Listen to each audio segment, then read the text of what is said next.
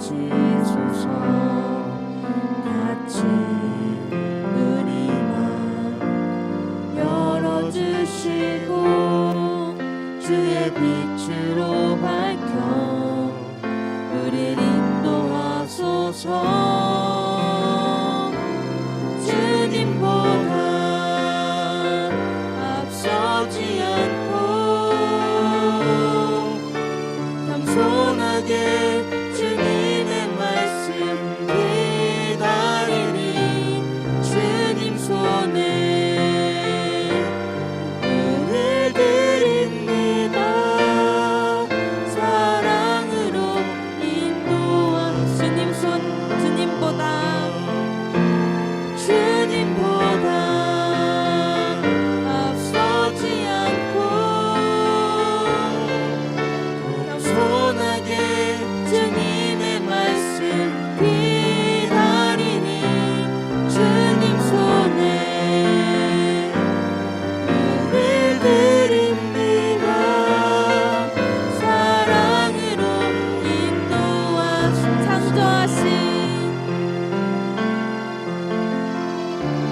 창조하신 오신 떠난 우리를 예수님과 함께 빚으소서.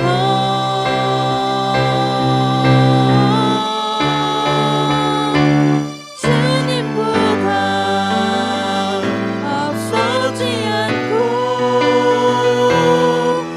겸손하게 주님의 말씀 기다리니 주님 손에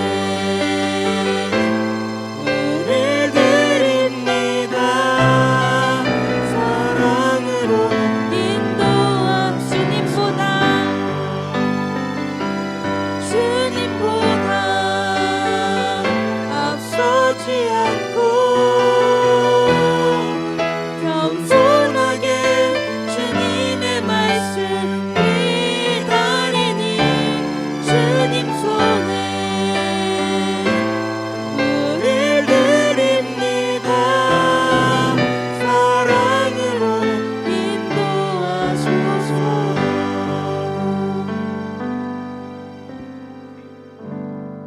다 같이 박수 치시면서 다음 곡 부르시겠습니다.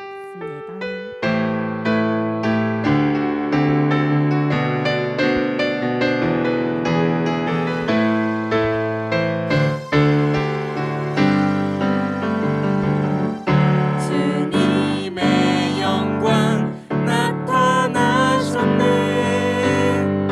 권능으로 임하셨네. 주님께서 날 살리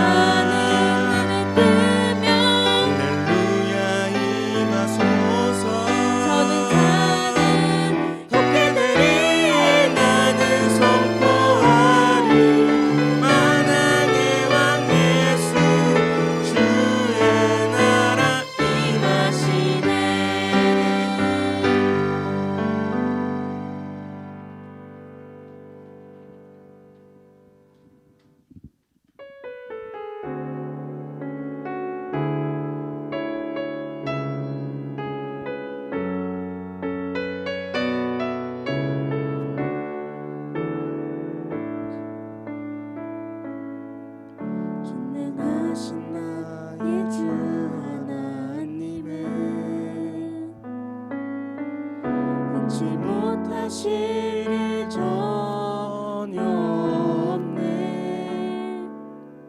우리의 모든 간구도 우리의 모든 생각도 우리의 모든 꿈과 모든 소망도 신실하신 나의 주 하나님은 우리의 모든 괴로움 바꿀 수 있네. 불가능한 일을 하시고 죽은 자를 일으키시니 그를 이길 자 아무도 없네. 주의 말씀 의지하여 깊은 곳에 금을 던져 오늘 그가 놀라운 일을 이루시니 걷보라. 주의 말씀 의지하여 믿음으로 금을 던져 믿는 자에게 믿지 못함 없는 전능하신 나의 주 하나님은 믿지 못하실 일 전혀 없네.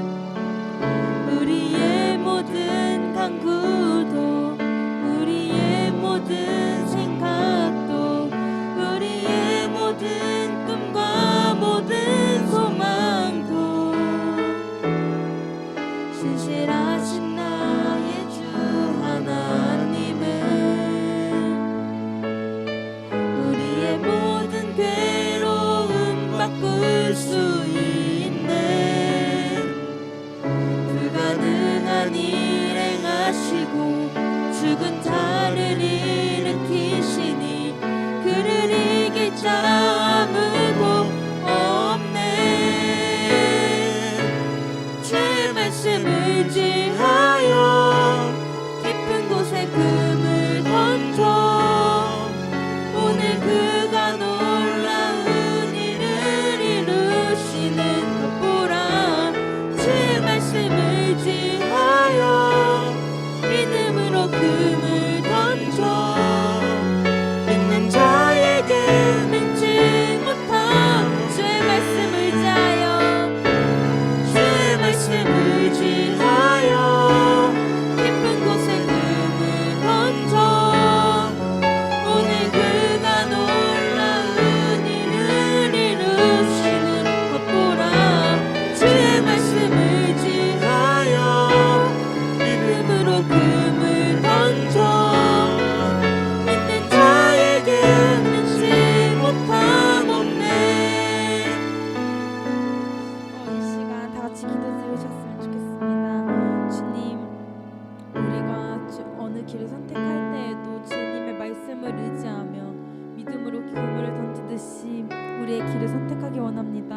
오로지 주님에게만 우리의 길을 구하며 앞으로 나아가는 우리 청년부 공동체가 되기 원합니다. 이 기도 제목으로 기도드리겠습니다.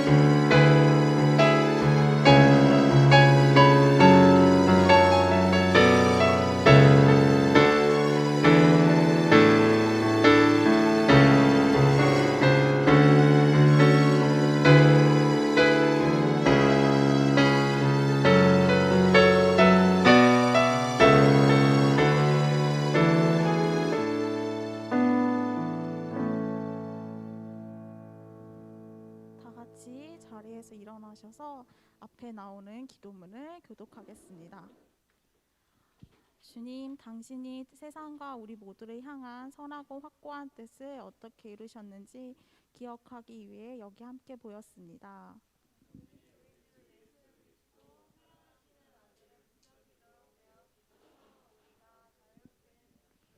그를 정죄받게 하셔서 우리가 죄 없게 되었으며 그를 고통받게 하셔서 우리가 기뻐하게 되었고 그를 죽음에 넘기셔서 우리가 영원한 생명을 누리게 되었습니다.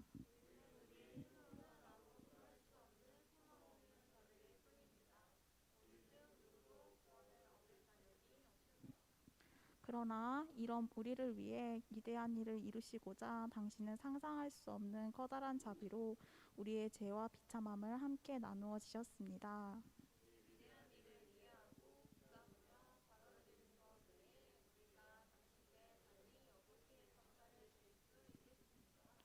살아계신 구세주께서 우리를 위해 고통을 당하시고 십자가에 못 박히시고 죽으시고 무덤에 묻히시고 다시 살아나셔서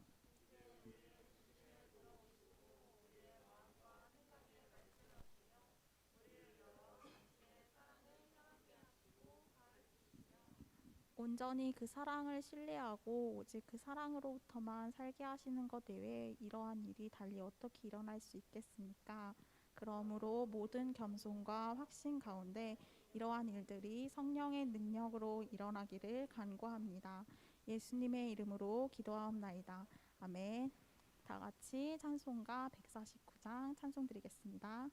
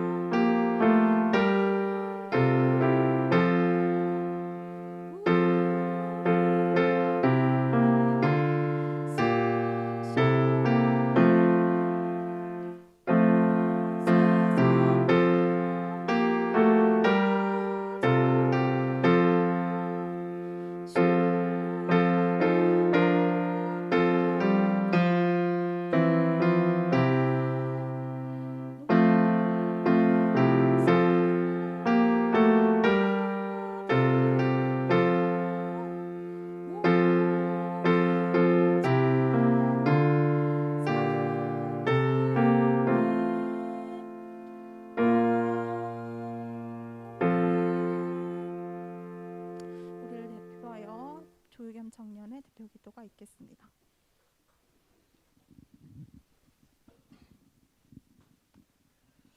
기도하겠습니다. 하나님 감사합니다. 좋은 날씨 허락하시고 꽃들도 하나님을 찬양하는 가운데에서 주님께 예배하게 하시니 감사합니다. 주님 홀로 영광 받아주시옵소서. 주님, 우리가 우리의 삶을 돌아봅니다. 주님과 함께할 때도 있었지만 아닐 때도 많았습니다.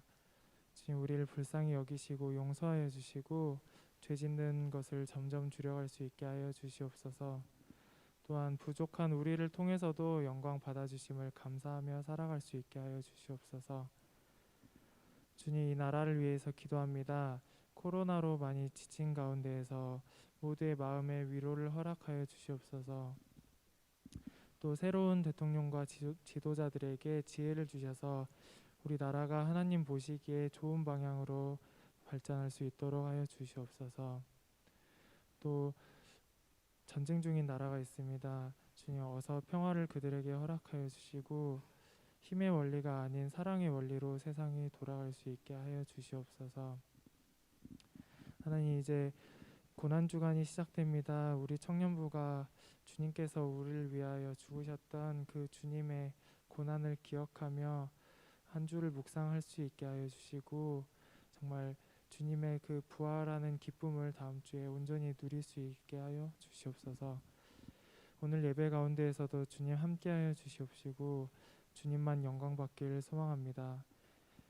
말씀 전하시는 목사님께 능력 주시어 우리에게 주님 말씀을 잘 전달하게 하여 주시고 그 가정에도 복을 내려 주시옵소서. 마치는 시간까지 함께 하시길 소망하며 예수님 이름으로 기도하였습니다. 아멘.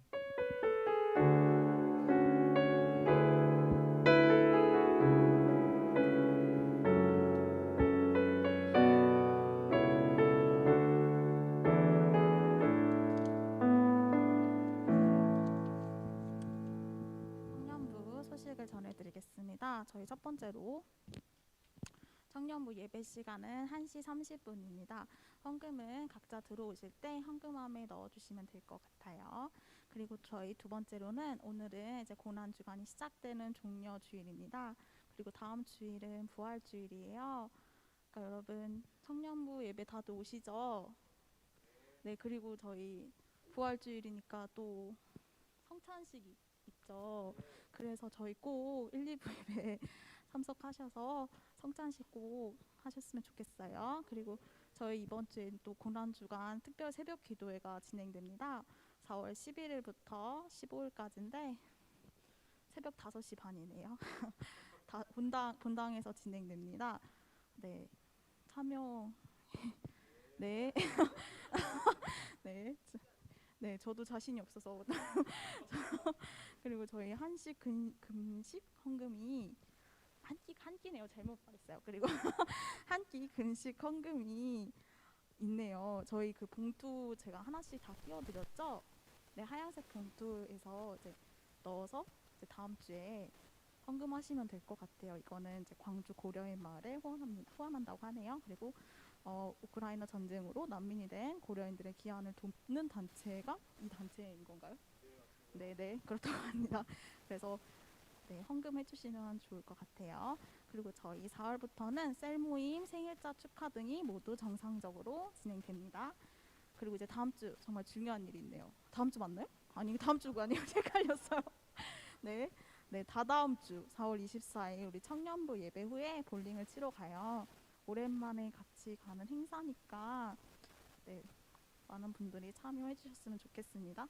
그리고 저희 주보에 잘못 나왔어요. 우리 예은이가 저번에 해가지고 지원 언니로 이제 기도를 넘어가서 다음 주 기도는 김지원 청년이 기도 준비 부탁드릴게요. 네, 자 그러면은 저희 다 같이 찬양하실 때 아직 봉헌하지 못하신 분들은 뒤에 있는 헌금함에 봉헌하시면 되겠습니다. 찬양하겠습니다.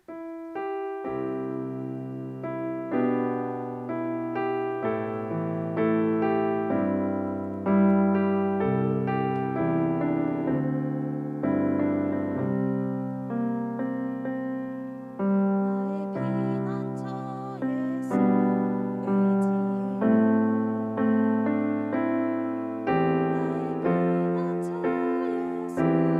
의지해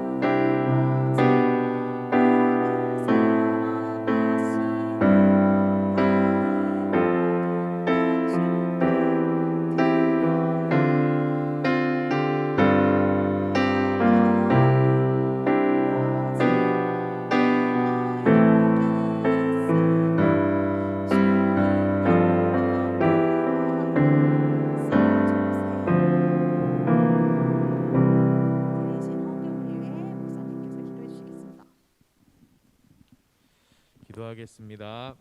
하나님 은혜를 감사합니다. 세상이 많이 혼란스럽지만 또 어김없이 봄이 찾아왔고 또 주님께서 꽃을 틔우시고 또 우리가 아름다운 자연을 바라보며 살아가고 하나님을 예배할 수 있게 하심에 감사드립니다. 오늘 우리 청년들 또 이 시간 귀하게 생각하고 또 이 시간을 하나님을 예배하는 시간으로 주님께 드리며 나아갑니다. 그 마음 주님 받아주시고 또 예배를 통하여 주님이 부어주시는 크신 은혜가 우리의 심령 가운데 임하는 시간이 되게 하여 주시옵소서. 이 시간 또 주님께 귀한 예물 드리는 손길마다 축복하여 주시고 믿음으로 드린 그 예물이 하나님의 사랑과 은혜를 흘려보내는 귀한 복의 근원이 될 수 있도록 함께하여 주시옵소서. 이 시간도 예배를 통하여 주님 홀로 영광 받아 주시고 특별히 고난주간이 시작되는 오늘 종료주일을 맞이하여서 주님 예루살렘에 들어오실 때에 종려가지를 꺾어서 또 겉옷을 벗어서 그 길에 깔며 예수님의 오심을 축하하고 호산나 외치던 그들의 믿음과 같이 우리의 믿음도 고난주간을 시작하는 이 시점에서 주님과 동행하며 주님을 따르는 믿음 될 수 있게 도와주시옵소서. 감사드리며 예수님의 이름으로 기도하옵나이다. 아멘. 오늘 저에게 주신 성경 말씀은 마가복음 14장 27절에서 31절입니다. 마가복음 14장 27절 31절입니다. 네, 다들 찾으셨으면 교독하며 봉독하도록 하겠습니다. 예수께서 제자들에게 이르시되 너희가 다 나를 버리리라. 이는 기록된 바 내가 목자를 치리니 양들이 흩어지리라 하였음이니라.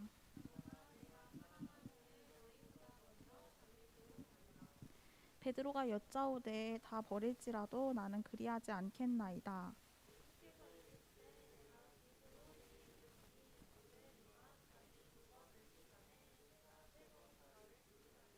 같이 읽겠습니다. 베드로가 힘있게 말하되 내가 주와 함께 죽을지언정 주를 부인하지 않겠나이다 하고 모든 제자도 이와 같이 말하니라. 아멘. 목사님께서 거기 너 있었는가 라는 제목으로 설교 말씀을 전해주시겠습니다.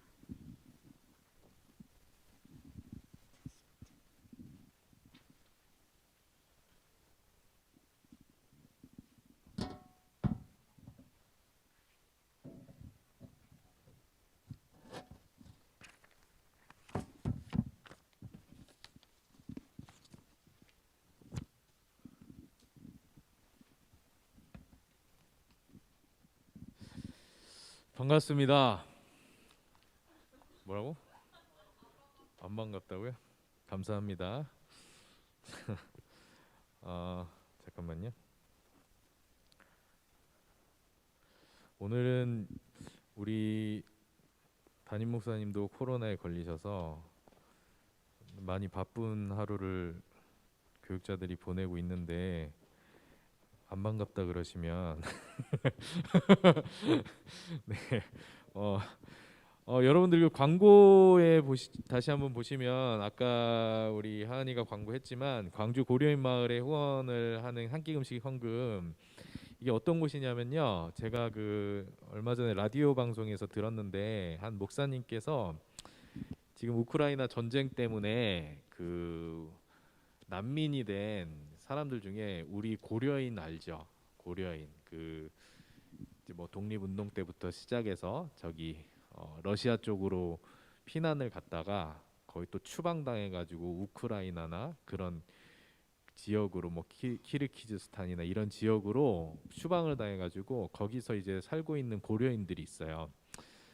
그분들 굉장히 가난하게 살고 있고 또 그들 중에 또 상당수는 독립운동을 위해서 굉장히 노력했던 분들의 자손들이 많은데 너무나 가난하게 살고 있고 힘들게 살고 계시고 또 러시아 사람도 아니고 한국 사람도 아닌 굉장히 애매한 정체성을 가지고 살아가는 분들이 고려인인데 전쟁이 일어나서 우크라이나에 상당히 많은 고려인들이 살고 계시는데 어디 이제 피난을 가려고 해도 받아줄 수 있는 데가 없다 보니까 지금 뭐 그 어디지 임시 난민 수용소 이런 데 살고 계시는데 그들 중에 이제 여권이 없으신 분들도 상당히 많이 계시고, 근데 이제 한국에 좀 들어오려고 해도 난민인데 우리 민족을 우리가 안 받아주면 누가 받아주겠어요, 그죠? 근데 그 여권 문제나 비자 문제 때문에 또 못 들어오고 또 항공권을 살 돈이 없어서 못 들어오시는 분들을 위해서 이 고려인 마을 목사님이 광주의 고려인 마을의 목사님이신데 도와주고 계시는 거예요, 그분들을. 그래서 지금 한 2,000명 정도 난민이 생겼다고 하는데 지금 그 중에서 그래도 한 200 몇 명 정도 지금 항공권을 사주셔가지고 또 후원을 해주셔가지고 들어오게 됐거든요.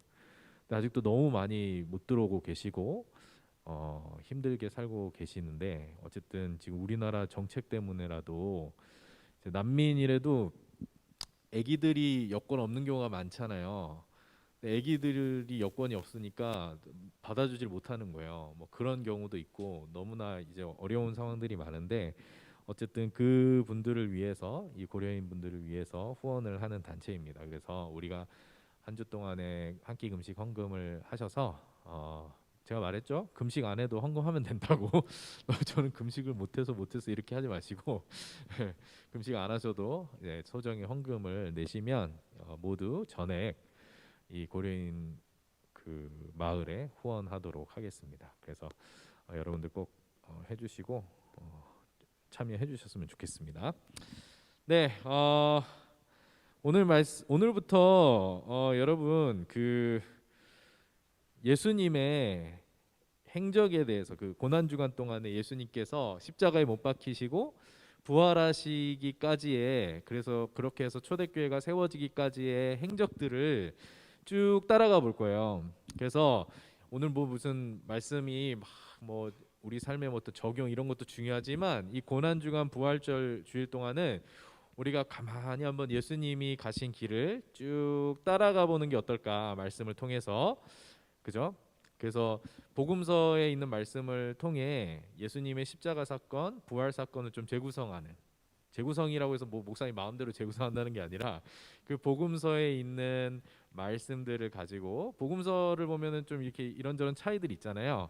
그걸 좀 종합해서 하나의 이야기로 한번 묶어보는 그런 시간을 가지려고 합니다. 여러분들이 예수님이 어떻게 십자가에 달리시게 되었고 어떤 과정을 통해 죽으심에 이르렀고 또 어떻게 부활하시게 되었고 부활 이후에 어떤 행적을 보이셨는지, 승천하시기까지 어떻게 지내셨는지에 대해서 여러분들 잘 알고 계시죠?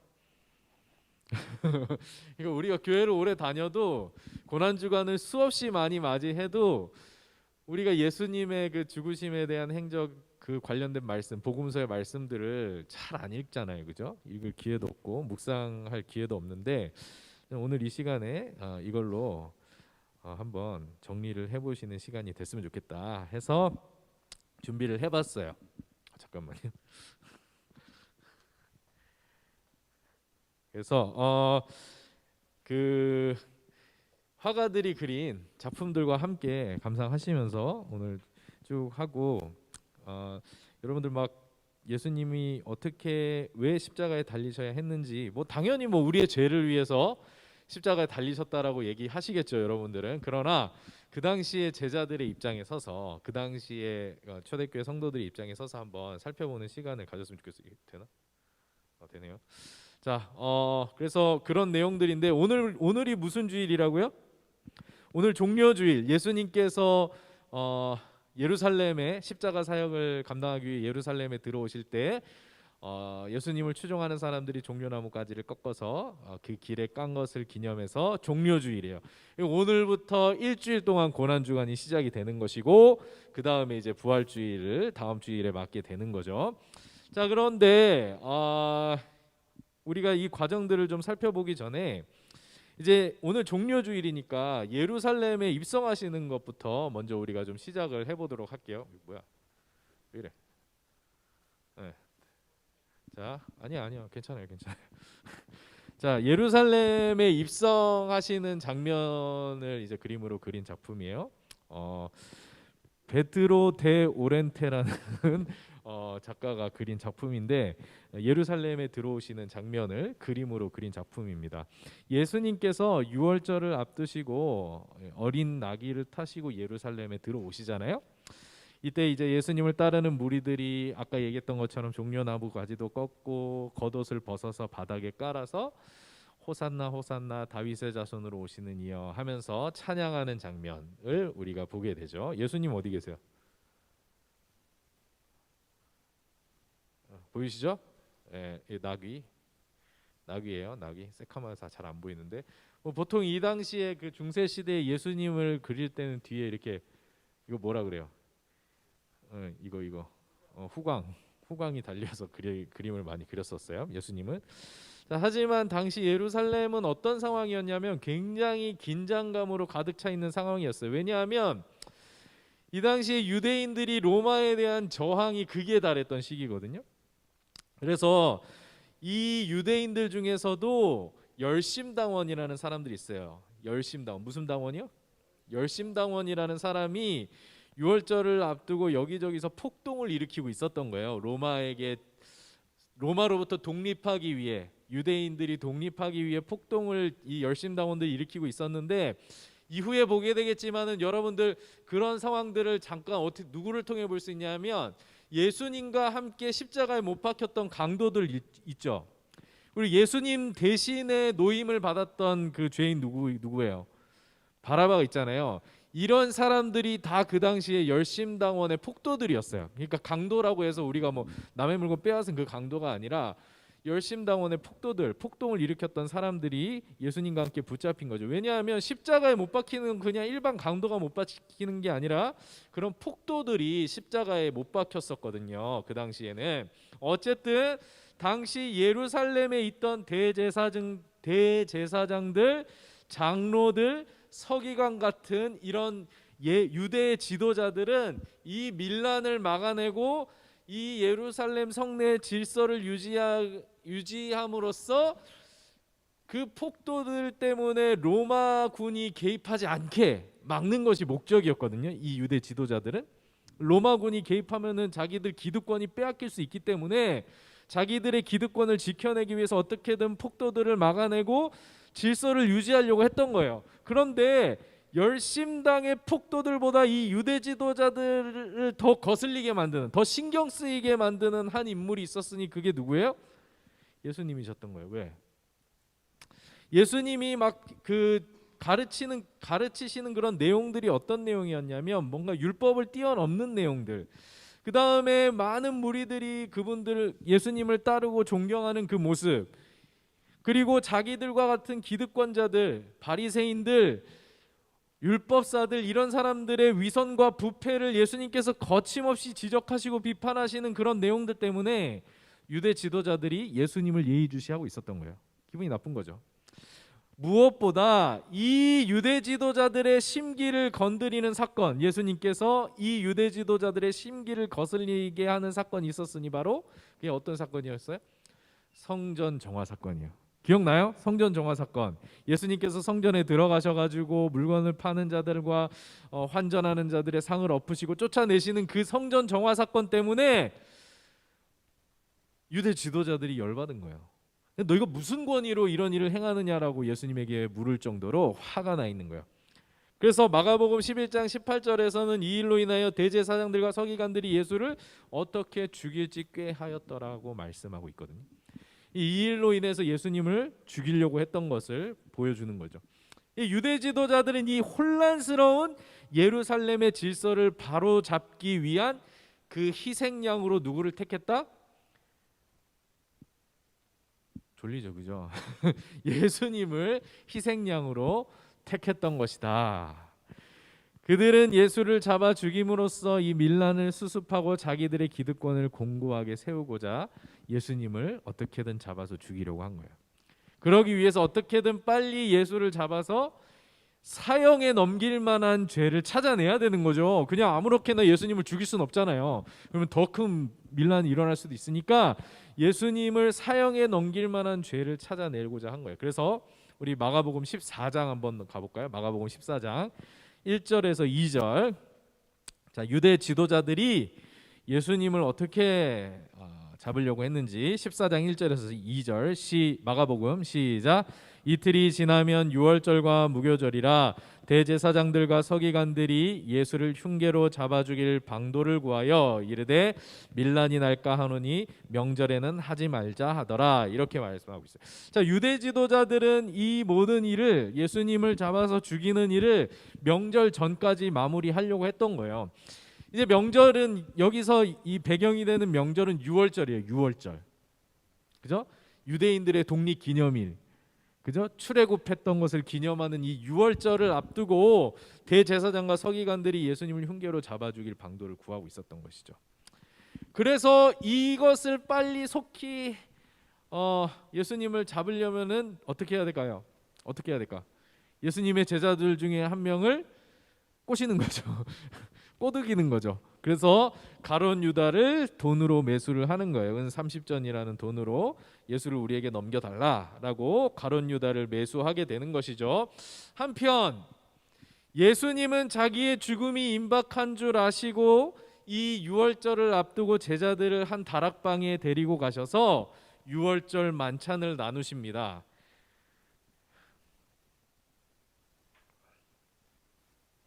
이 장면이 좀 어둡긴 하지만 유월절 식사하시는 장면, 이 제자들과 모여서 유월절 만찬을 나누시는 장면인데, 빵과 포도주를 놔두고 유월절을 나누시는 장면이에요. 식사를. 자, 이게 이제 우리가 성찬식의 기원이 되는 장면이죠. 유월절 만찬, 이 마지막 만찬을 나누시고 난 다음에 제자들과, 그 후에 예수님께서 제자들을 데리고 어디로 가시냐면은, 이때는 가룟 유다가 있어요, 없어요? 유월절 만찬을 끝내고 나서 다른데 이제 겟세마네 동산으로 올라가시는데, 그때는 가룟 유다가 없죠. 가룟 유다가 예수님을 유대 지도자들에게 넘기려고 이제 자리를 뜬 상황이고, 예수님께서 그 나머지 제자들을 데리고 겟세마네라는 동산에 올라가셔서 그 겟세마네 동산에서 이 잔을 옮길 수 있거든 옮겨달라고 아버지께 요청하지만 마지막에는 아버지의 뜻대로 하옵소서, 이렇게 기도하는 장면. 자, 예수님께서 이 기도를 마치셨을 때 제자들은 뭐 하고 있었어요? 다 자고 있었어. 다 자고 있었어. 예수님 열심히 정말 간절히 기도하시는데 자기들은 다 자고 있는, 이 목사 입장에서는 굉장히 열받는 상황인 거죠. 그래서 다 자고 있는, 기도를 마쳤을 때 다 자고 있는데, 그때 어떤 일이 벌어지냐? 그러니까 기도할 때 자면 안 돼요. 그때 큰 일이 벌어지는 거예요. 가룟 유다가 유대 지도자들이 파송한 무리들을 데리고 와서 가룟 유다와 함께 와서 예수님을 체포하는 일이 벌어지는 거예요. 그죠?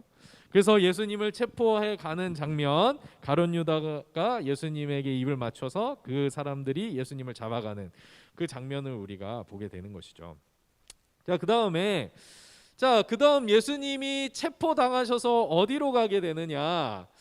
자, 예수님이 이제 체포당하시는 장면, 어디로 가셨을까요? 예수님 체포당해서 이 가야바라는 제사장의 집으로 잡혀갑니다. 이게 한밤중이라서 아직 이렇게 이렇게 공식적인 회의를 하기는 아직 너무 늦은 시간이라서 가야바라는 대제사장의 집에 데려가서 예수님을 신문하거든요. 이 안나스와 가야바 같은 대제사장들이, 또 서기관들이 예수님을 신문하게 돼요. 이 밤중에. 사실 이거는 불법이거든요. 어쨌든 밤중에 불법으로 데려가서 예수님을 신문하고 가야바 집에서, 그때 베드로는 뭐 하고 있었어요? 가야바 집의 뜰 밖에 서서 예수님을 지켜보고 있었죠. 자, 이 신문을 진행하는 것, 예수님의 신문을 진행하는 사람들이 바로 유대인 최고 의결 기관인 산헤드린 공회 사람들이었어요. 뭐라고요? 산헤드린 공회 사람들. 산헤드린 공회는 뭐냐? 여러분들, 이 산헤드린 공회라는 곳이 굉장히 중요한 곳이에요. 여러분들 성경을 이해하실 때 보통 예루살렘에서 각 그 유대 지역의 각 지역마다 산헤드린이라는 공회가 있었는데, 보통 제사장들, 그 다음에 서기관들, 이런 사람들이 거기 산헤드린 공회 평회원으로 있었어요.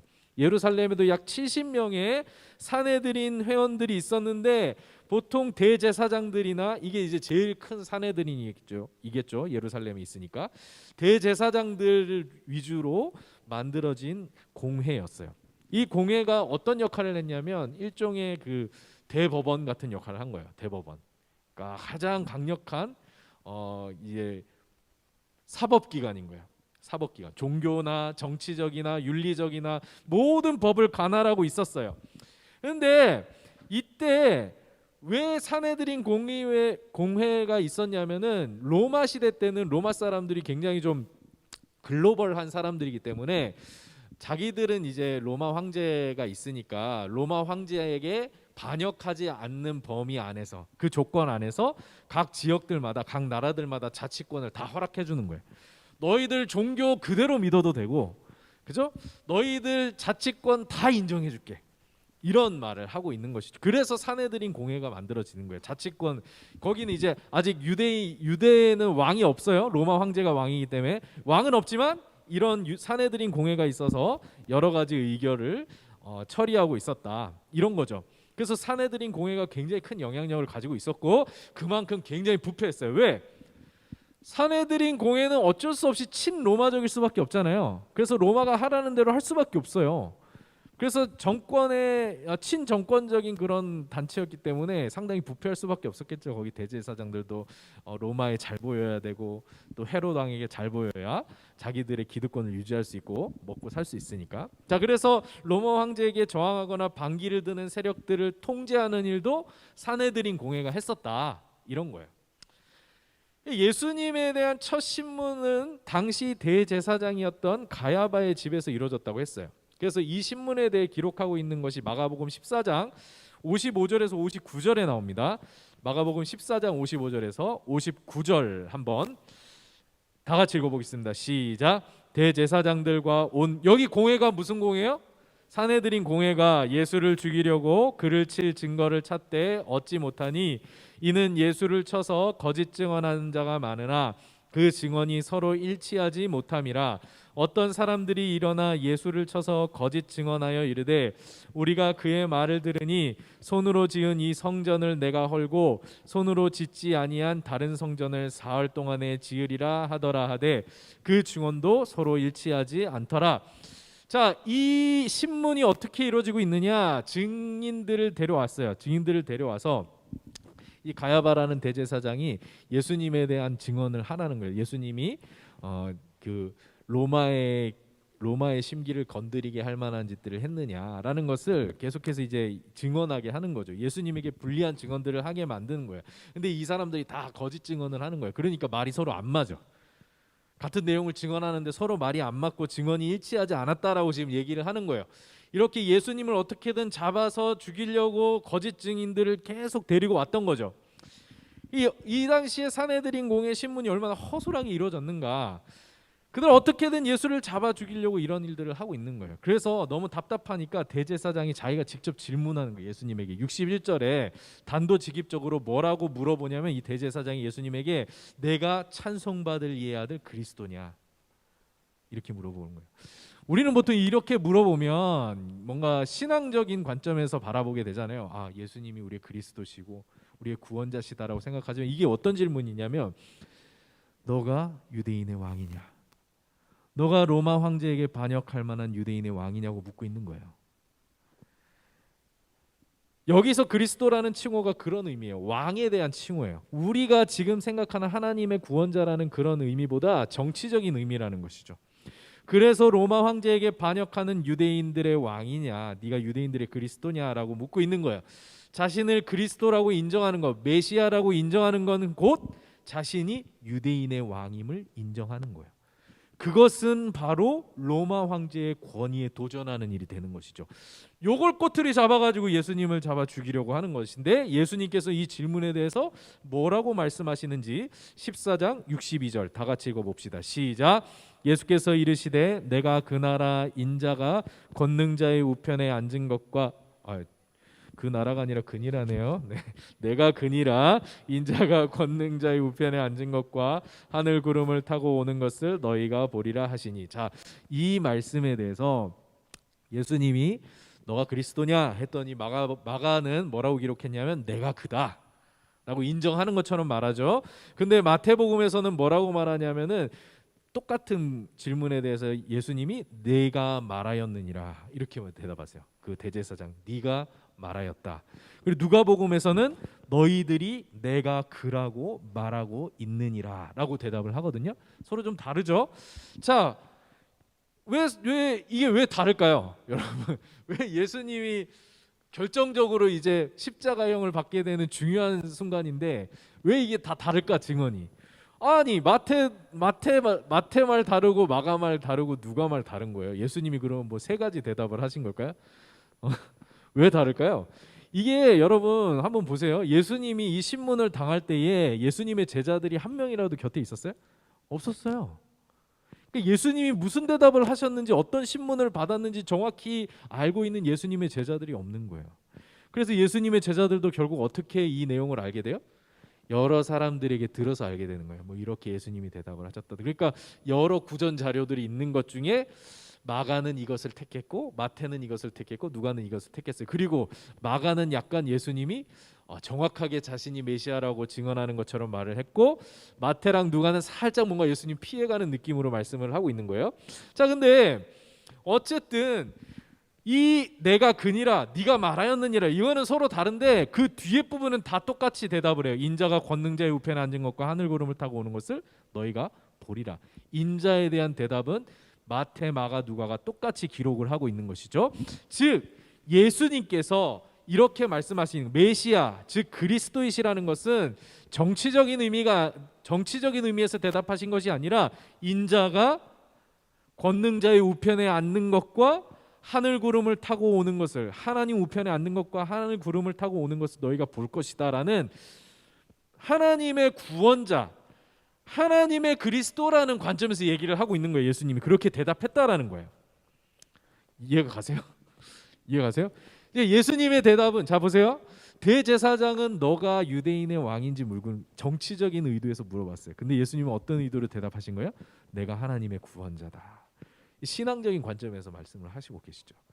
그러니까 지금 어떻게 엮어보려고 해도 그 틀 안에 예수님이 들어오지 않는 거예요. 대제사장들의 꽤 넘어가지 않는 거죠. 이렇게 신문을 맡았던 대제사장이 예수님의 발언에 대해서 뭐라고 얘기하냐면, 이거는 그럼 넌 유대인의 왕이니까 로마 황제에게 반역하려는 건 이렇게 하는 게 아니라 뭐라고 말해요? 신성모독이다. 예수님이 다르게 대답을 하니까 그건 신성모독죄야. 그것도 사형이야. 이거예요. 예수님이 그렇게 대답해도 사형이야. 이게 뭐예요? 그러니까 이미 결론은 정해놓은 거예요. 예수님 사형이에요. 이 사람들 마음속에 예수님은 사형시켜야 돼. 그러니까 예수님이 무슨 증언을 하고 무슨 발언을 하시든 간에 그걸 어떻게든 끌어내서 사형에 처하게 하려는 것이다. 그래서 신성모독이라고 얘기를 하는 거예요.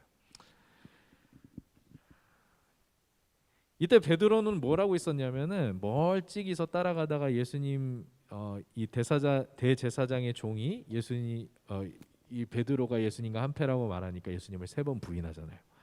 베드로가 도망가요. 이 비극적인 밤이에요. 예수님은 모든 제자들에게 다 배신당하고 혼자서 이 모든 일들을 감당하고 계시는 것이죠. 그날 새벽에 산헤드린 공회 전체가 다 소집되어서 신속하게 예수님에 대한 사형을 결정하게 됩니다. 그리고 예수님을 결박해서 빌라도에게 넘겨줘요. 그동안에 예수님을 때리고 예수님에게 침을 뱉는 일들을 행합니다. 로마법에 따르면 신성모독죄로 사형 판결을 내릴 수가 없었어요.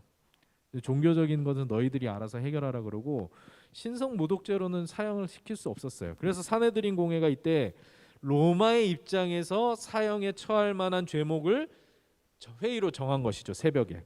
그래서 당시 산헤드린 공회는 사형 판결을 내리거나 집행할 수 있는 권한이 없었다라는 거예요. 산헤드린 공회가 가장 그 유대인들 중에서는 강력한 사법기관이긴 했지만 그들조차도 사형이라는 중범죄에 대해서는 판결을 내리거나 집행할 수가 없었어요. 그럴 권한이 없었어요. 그럼 그런 권한은 누구에게 줬냐? 그 유대인 지역에 파견한 로마 황제가 파송한 총독이 그 일을 할 수 있었는데 그 총독이 누구냐? 본디오 빌라도예요. 로마 황제가 파송한 총독이 본디오 빌라도예요. 본디오 빌라도는 로마 사람일까 유대인이었을까요? 로마 사람인 거예요. 그죠? 로마 황제가 파송한 로마 사람이에요. 이 이 총독인 본디오 빌라도가 와서 이 일을 이제 예수님을 신문하게 되는 장면이 나오게 되거든요. 우리가 사도신경에도 뭐 본디오 빌라도가 나오지만 이 예수님이 빌라도 앞에, 이 사람이 본디오 빌라도고 예수님이 여기 서 계시는 모습 볼 수가 있겠죠. 여기 뭐 대제사장들, 서기관들 서 있고. 자, 그런데 이제 본격적으로 빌라도가 예수님을 신문하기 시작하는데, 사내들인 공회에서는 예수님이 로마 황제에게 반역하도록 군중들을 선동하는 자칭 유대인의 왕이라는 제목을 붙이게 됩니다. 그걸로 고발을 해요. 자칭 유대인의 왕이라고 하면 로마 황제에게 바칠 세금을 못 바치게 한다, 그런 내용들을 하거든요. 그래서 누가복음 23장 한번 펴보실래요? 빌라도 앞에서 이 사내들인 공회 사람들이 어떻게 예수님을 고발하냐면, 누가복음 23장 1절에서 3절에 이렇게 나와요. 다 같이 누가복음 23장 1절부터 3절 읽어보겠습니다. 시작.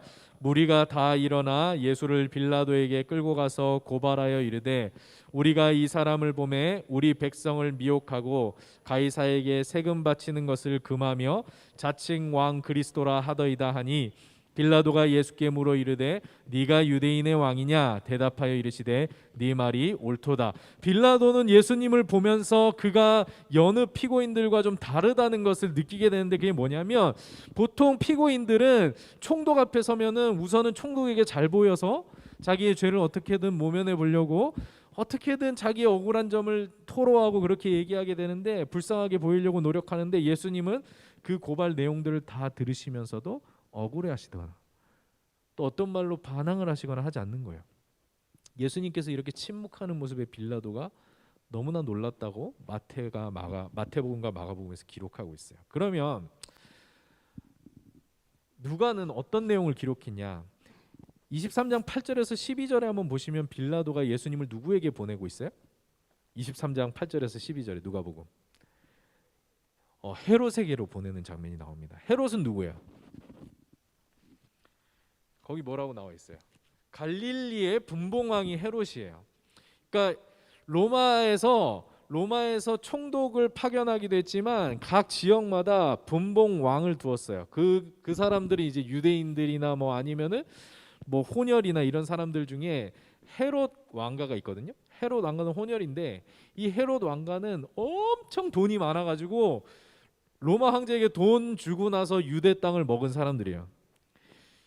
헤롯, 성경에서 헤롯이 여러 군데 나오는데 다 한 인물이 아니라, 동일한 인물이 아니라 다 서로 좀 다른 인물들이에요. 예수님이 태어나셨을 때 모든 유아들을 죽이라고 명령했던 사람이 이제 헤롯 대왕, 헤롯 가문 중에 대빵, 그 헤롯 대왕이 있고, 오늘 빌라도가 예수님을 보낸 사람은 갈릴리 분봉왕 헤롯인데, 헤롯 대왕의 아들 중에 헤롯 안티파스라는 사람이에요. 이 사람이 세례 요한의 목을 잘라서 죽인 사람이 이 헤롯 안티파스. 굉장히 잔인한 사람이죠. 어쨌든 이 헤롯에게 보냅니다. 갈릴리 사람이, 예수님이 갈릴리 사람이라는 거 알고 헤롯에게 보내는 장면을 보여주는데, 왜 이런 장면을 보여줄까요? 이게 마테마가에는 안 나와, 누가에만 나와요. 왜 헤롯의 이야기를 보여주는 걸까요? 예수님이 죽는 데 있어서 빌라도뿐만 아니라 헤롯에게도 책임이 있다라는 것을 누가가 기록하려는 거예요. 왜냐하면 누가는 헤롯에 대해서 굉장히 부정적인 기록들을 많이 남기거든요. 특히 사도행전에 보면 헤롯에 대해서 굉장히 부정적인 얘기들을 많이 하는데, 그래서 누가가 이 헤롯 안티파스도 예수님을 죽이는 데 있어서 그 책임이 있는 인물이다라고 기록을 하려고 여기에 얘기를 하고 있는 것이죠. 그래서 누가복음 23장 12절에서 뭐라고 하고 있는지 읽어봅시다. 누가복음 23장 12절 읽어봅시다. 시작. 헤롯과 빌라도가 전에는 원수였으니 당일에는 서로 친구가 되니라. 이렇게 말하고 있는 거예요. 헤롯도 빌라도도 똑같이 예수님의, 그래서 빌라도는 끝끝내 헤롯도 이제 예수님에게서 죄를 찾지 못해서 빌라도에게 다시 보내는데, 빌라도는 끝끝내 예수님의 사형에 처할 만한 죄를 찾아내지 못합니다. 그래서 빌라도는 어떤 방법을 쓰냐면은, 명절 때마다 유대인들의 전례 중에 죄수한 사람을 놓아주는 전례가 있었어요. 그래서 빌라도가 바라바라는 아주 흉악한 죄인, 흉악하기로 유명한 이 죄인을 데려와서 예수님과 함께 세우고, 두 사람 중에 누구를 풀어줄까라고 묻는 장면이 나오거든요. 재밌는 것은 이 바라바도 풀 네임이 바라바 예수입니다. 그 예수님과 함께 세워놓은 거예요. 그래서 근데 이제 우리말 성경에는 이 바라바 예수 풀네임이 안 나와 있어요. 그냥 바라바로만 돼 있어서 바라바와 그리스도라 하는 예수 중에 누구를 놓아줄까 이렇게 물어보거든요. 실제로 어떻게 물어본 거야? 바라바 예수와 그리스도 예수라는 사람 중에 누구를 놓아줄까? 똑같은 두 예수 중에 누구를 놓아줄까 했더니 사람들이 바라바를 놓아달라고 외치고 있는 것이죠. 이 빌라도가 너무 이해가 안 돼서 아니 아무리 봐도 이 예수는 바라바랑은 비교할 수 없이 죄가 없는 분인데 왜 이 예수를 죽이려고 하는지 도저히 이해가 안 돼서 누가복음에 보면 3번이나 빌라도가 예수님을 놓아주려고 해요. 그러니까 오히려 여러분들 복음서 저자들은 빌라도에 대해서 굉장히 좀 우호적이에요. 왜? 빌라도는 끝까지 예수님을 어떻게든 놓아주려고 노력은 한 사람이라고 얘기를 하고 마태복음에 보면은 나중에 이제 빌라도가 이제 손을 씻잖아요. 너희들에게 맡길 테니까 나는 손을 씻는다 그래가지고 빌라도가 책임이 없는 듯한 그런 장면도 보여주는데 어쨌든 예수님의 무죄를 3번이나 주장하는데 유대 군중들의 소리를 외면할 수가 없는 거야. 그들이 성을 내면서 바라바는 놓아주고 예수는 십자가에 못 박으라고 외치는 것이죠. 그래서 누가복음 23장 23절에 이렇게 나옵니다. 누가복음 23장 23절 읽어봅시다. 시작. 그들이 큰 소리로 재촉하여 십자가에 못 박기를 구하니 그들의 소리가 이긴지라. 누가 이긴 거야? 군중들의 소리가 이긴 거야. 유대인들이 십자가에 못 박았다고 누가가 지금 얘기하고 있는 거예요. 누가복음은 이방인들에게 전하는 복음서인데 유대인들이 회개해야 할 것에 대해서 강조하는 복음서거든요. 그러니까 유대인들이 예수님을 십자가에 못 박았다라는 것을 강조하기 위해서 이 장면을 기록하고 있는 것이죠. 길게. 그러니까 우리는 사도신경에 사실 본디오 빌라도에게 고난을 당하사 십자가에 못 박혀 죽었으니라고 돼 있지만 뭐 본디오 빌라도의 잘못만은 아니라는 것이죠. 그리고 사실 뭐 여러분들 사도신경 영어로 보시면 아시겠지만 본디오 빌라도에게 고난을 받아서가 아니라 본디오 빌라도의 통치 하에서 고난을 받았다라는 뜻이거든요. 그래서 어쨌든 본디오 빌라도가 너무 어쨌든 부각이 되는 면이 있긴 한데 여러분들 이렇게 복음서를 쭉 읽어보면 이 복음서 저자들이 예수님이 단지 어떤 한 사람에 의해서 십자가에 못 박힌 것이 아니라 이 예수님을 지켜야 되고 예수님을 믿어야 되고 예수님을 메시아로 받아들여야 될 수많은 사람들이 예수님을 거절하고 예수님을 십자가에 못 박는데 한 몸이 되고 있다라는 것, 하나가 되고 있다라는 것을 성경이 보여주고 있는 거예요. 예수님의 죽음은 누구의 책임일까? 빌라도일까요? 아니면 가룟 유다일까요? 저는 무엇보다 예수님께서 그 십자가에 넘겨지시는 과정 속에서 그 억울하게 잔혹하게 십자가에 넘겨지시는 말도 안 되는 판결에 의해 십자가형을 받으시는 예수님의 모습을 통해 가룟 유다 또 예수님을 부인한 베드로 예수님 곁에서 모두 도망가 버린 제자들을 생각하게 돼요. 예수님 곁에는 아무도 없었어요. 그리고 폭도인 바라바 대신 예수님을 십자가에 못 박으라고 외치던 유대 군중들이 떠올라요. 예수님은 그들의 죄를 위해 오셨거든요.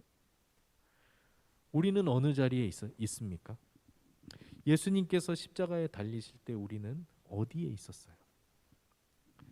나는 베드로가 아니라고, 나는 유대 군중들이 예수를 십자가에 못 박으라고 외치던 그 자리에 있지 않았다고 자신 있게 말할 수 있냐라는 것이죠. 오늘 우리가 예수님께서 십자가에 못 박히시게 되는 과정들을 쭉 한번 복음서를 통해서 살펴봤어요. 이제 다음 주에는 부활까지 우리가 한번 가볼 텐데 예수님께서 십자가에 못 박히시는 장면부터 부활까지 쭉 한번 가볼 텐데 우리가 또 한 주 동안에 오늘 이 말씀들을 좀 하나 생각해 보면서 우리는 어디에 있었는가? 예수께서 십자가에 못 박히실 때 한번 깊이 묵상해보는 그런 고난주간이 되었으면 좋겠습니다. 여러분들 뭐 고난주간 새벽기도회 동안에 뭐 5시 반에 일어나는 게 아니죠. 5시 전에 일어나서 5시 반에 와야 되는데 어렵죠. 힘든 일인데 그래서 여러분들 뭐 풀로 참석은 못하더라도 적어도 하루 정도는 내가 한번 이번 고난 주간에 한번 결단하면서 또 기도하는 시간에 한번 예수님의 행적을 가만히 묵상해 보는 시간을 좀 가졌으면 좋겠다. 교회 나와서 이런 결단도 한번 해보는 그런 시간이 됐으면 좋겠습니다. 마지막으로 찬송 중에 거기 너 있었는가라는 찬양을 좀 우리가 영상으로 묵상하시면서 감상하시고 제가 기도하고 마치도록 하겠습니다. 우리 가사를 좀 깊이 생각하시면서 묵상하시면서 찬양을 감상하시고 제가 기도하고 마치도록 하겠습니다.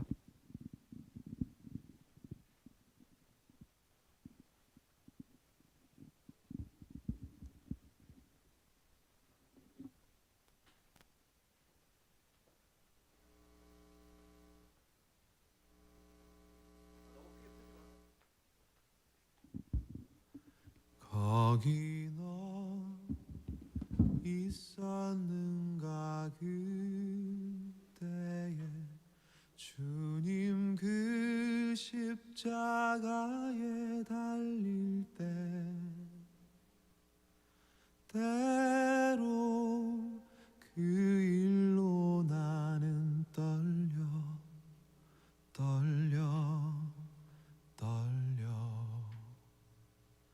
거기 너 있었는가 그때에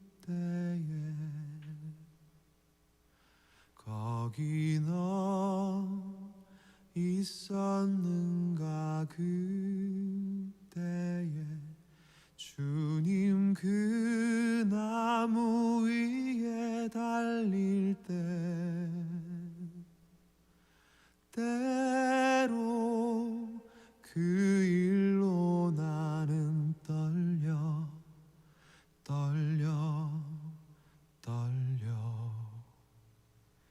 거기 너 있었는가 그때에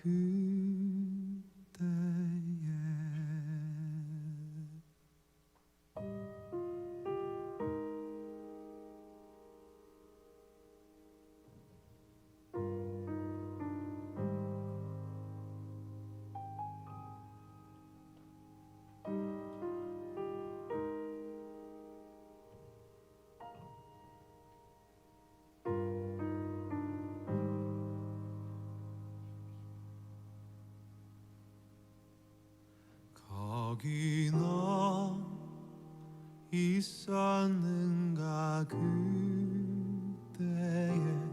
주님 그 밝은 빛을 잃을 때 때로 그 일로 나는 떨려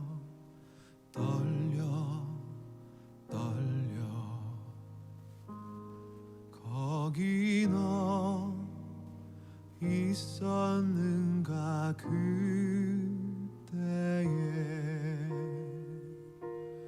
거기 너 있었는가 그때에 주님 그 무덤 속에 누일 때 때로 그 일로 나는 떨려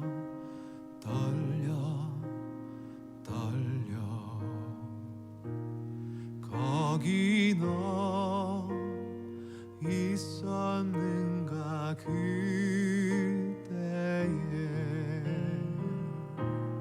거기 너 있었는가 그때에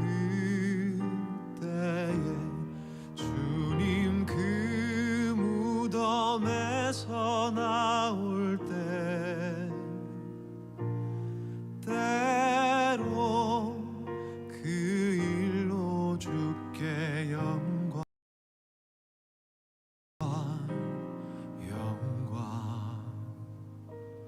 거기 너 있었는가 그때에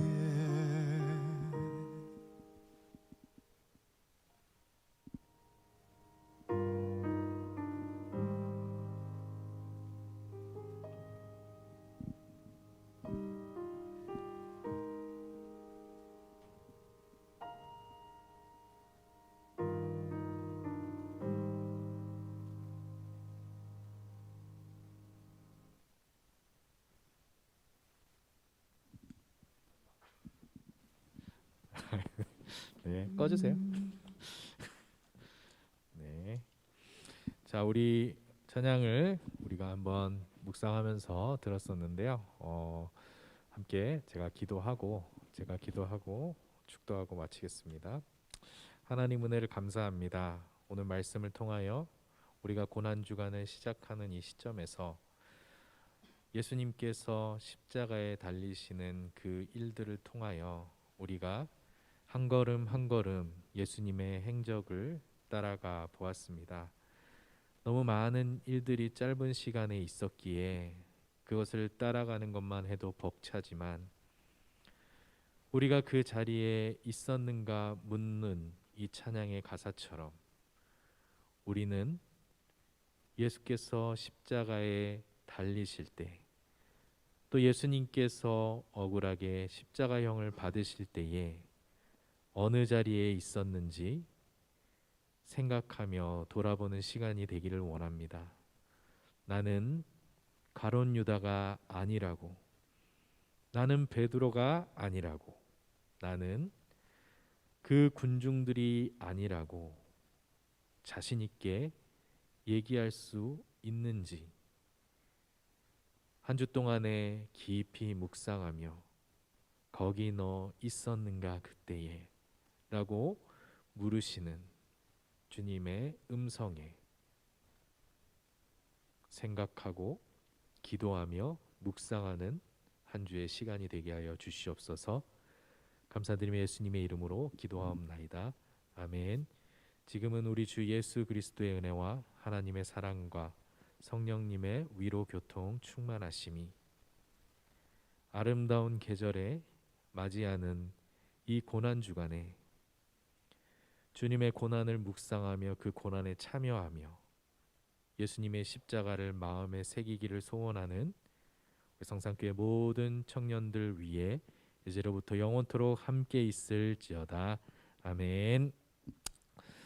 수고하셨습니다. 네, 바로 이어서 셀 모임 진행하시면 되겠습니다. 자, 두 셀로 나누시면 되나요? 어쨌든 셀을 잘 나누셔서 셀 모임을 진행하시면 되겠습니다. 자, 자기 셀 잘 찾아가세요.